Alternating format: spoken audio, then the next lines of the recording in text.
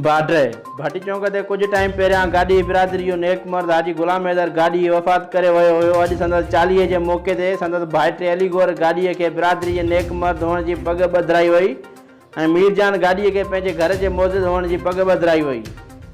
जॾहिं त पग खे पहिरियों वार गाॾी बिरादरी जे चीफ सरदार अली ॾिनो ख़ान गाॾी ॾिनो।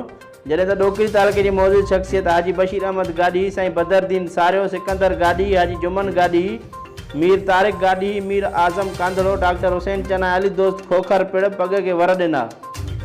उन मौक़े ते अली गौर गाॾी ऐं मीरजान गाॾी मीडिया सां ॻाल्हाईंदे चयो त मरहूम हाजी गुलाम हैदर गाॾी जे नक्शे क़दम ते हलंदे हमेशह गाॾी बिरादरी समेत ग़रीब अवाम जी ख़िदमत करणु, उन्हनि जा मसइला हल करणु ऐं उन्हनि जी हर हाल में सहायता करणु पंहिंजो अवलीन फ़र्ज़ु सम्झंदासीं। हमेशह पोरियत ऐं मज़दूर तबिके जो बांह ॿेली रहंदासीं। जॾहिं त मरहूम हाजी गुलाम हैदर गाॾी जे इहसाल सवाब लाइ दुआ पिणु घुरी वई, जंहिंखां पोइ आयल महिमाननि में ख़ैरात फ़ी सबुलिल्लाह जी मानी तक़सीम कई वई।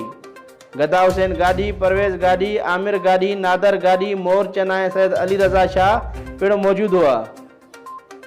रिपोर्ट वाहिद सिंधी, सिंध सोशल न्यूज़, बाड्रे।